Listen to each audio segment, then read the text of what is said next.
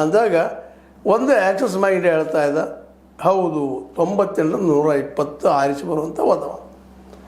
ಅದೇ ಕಾಲಕ್ಕೆ ಅಲ್ಲಿ ಜನ ಮಾತಾಡ್ಕೊಳ್ತಾ ಇದ್ದಾರೆ, ಅಲ್ಲಲ್ಲೆಲ್ಲ ಕಡೆ ನೋಡ್ತಾ ಇದ್ದೀವಿ, ಅದ್ರ ಬಗ್ಗೆ ಮತ್ತೆ ಸರ್ವೆಗಳು ನಡೀತಾ ಇದ್ದಾವೆ.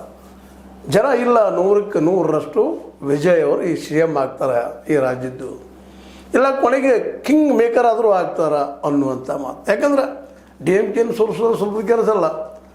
ಪೆರಿಯಾರ ಮುಂದೆ ಅದೇ ಕಾಲಕ್ಕೆ ನಮ್ಮ ಕರುಣಾನಿಧಿ ಅನೇಕ ಮಹಾನ್ ಲೀಡರ್ಗಳನ್ನು ಪಡೆದ. ಸ್ವತಂತ್ರವಾದ ಮೀಡಿಯಾಗೆ ಬೇಕಾಗಿರುವುದು ಸ್ವತಂತ್ರ ಧ್ವನಿ. ಆ ಸ್ವತಂತ್ರ ಧ್ವನಿ ಉಳಿಸಲು ನೀವು ಮಾಡಬೇಕಾದದ್ದು ಇಷ್ಟೇ. ಅದೇನಪ್ಪಾ ಅಂತಂತಂದ್ರೆ ನಿಮ್ಮ ಕೈಲಾದಷ್ಟು ಸಹಾಯ ಈ ಚಾನಲ್ಗೆ ಮಾಡಿ ಹಾಗೂ ನಿಮ್ಮ ಧ್ವನಿಯನ್ನು ಕಾಪಾಡಿಕೊಳ್ಳಿ. ಅಲ್ಲಿಯ ದ್ರವಿಡರ ಒಂದು ಏನಿದು ಅಸ್ಮಿತೆಯನ್ನು ಹೇಳ್ಕೊಂಡು ಬಂದಂಥ ಡಿ ಎಮ್ ಕೆ, ಅದರಿಂದ ಕರುಣಾನಿಧಿ ಅವರಂತೆ ಒಬ್ಬ ಕವಿ, ಕಲಾಕಾರರು, ಸಿನಿಮಾ ಚಿತ್ರಗಳಿಗೆ ಹಾಡುಗಳನ್ನು ಬರೆದಂಥವ್ರು, ಸಿನಿಮಾ ರಂಗದ ಜೊತೆ ಸಂಪರ್ಕಿಸಿದಂಥವ್ರು ಅವರು. ಆದರೆ ಎಂ ಜಿ ರಾಮಚಂದ್ರನ ಮುಂದೆ ಮಂಕಾಗೆ ಹಿಂಸರಿದಂಥವ್ರು. ಅವ್ರು ಹೋದ್ಮೇಲೆ ನಮ್ಮ ಕರ್ನಾಟಕದವರು, ಅವರು ನಿಮಗೆ ಗೊತ್ತಿದೆ ಜಯಲಲಿತಾ ಅವರು ಆಳಿದರು. ಅವ್ರು ಹೋದ್ಮೇಲೆ ಆ ಪಾರ್ಟಿ ಶಶಿಕಲಾ ಕೈ ಸಿಕ್ಕೊಂಡು ಏನೋ ನರ್ಮಾಗಿ ಹೋಗಿಬಿಟ್ಟಿದ್ರು.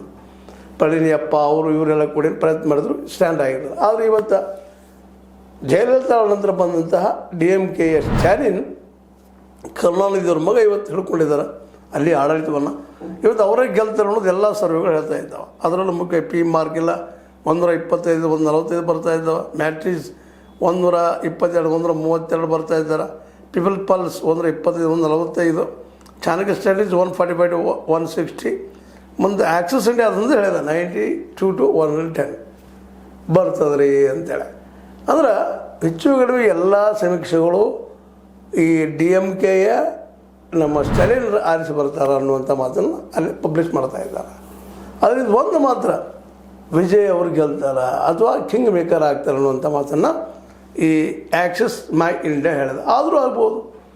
ಅಲ್ಲಿ ಇನ್ನೊಂದು ಮಾತನ್ನು ಗಮನಿಸಬೇಕಾಗ್ಯದ, ಕಿಂಗ್ ಮೇಕರ್ ಆಗ್ತಾರೋ ಕಿಂಗ್ ಆಗ್ತಾರೋ ದಟ್ ಇಸ್ ಡಿಫ್ರೆಂಟ್. ಆದರೆ ಅದು ಮೂರನೇ ಪಾರ್ಟಿ ಅದ ಅನ್ನುವಂಥ ಅಸ್ತಿತ್ವ ತೊಗೊಂಡ್ಬರ್ತಾರೆ. ಅಲ್ಲಿ 50 ಗೆಲ್ಲಿ, 30 ಗೆಲ್ಲಿ, 40 ಗೆಲ್ಲಿ, ಇಲ್ಲ 20 ಗೆಲ್ಲಿ, 22 ಗೆಲ್ಲಿ, 10, 11 ಗೆಲ್ಲಿ, ಅದ್ರ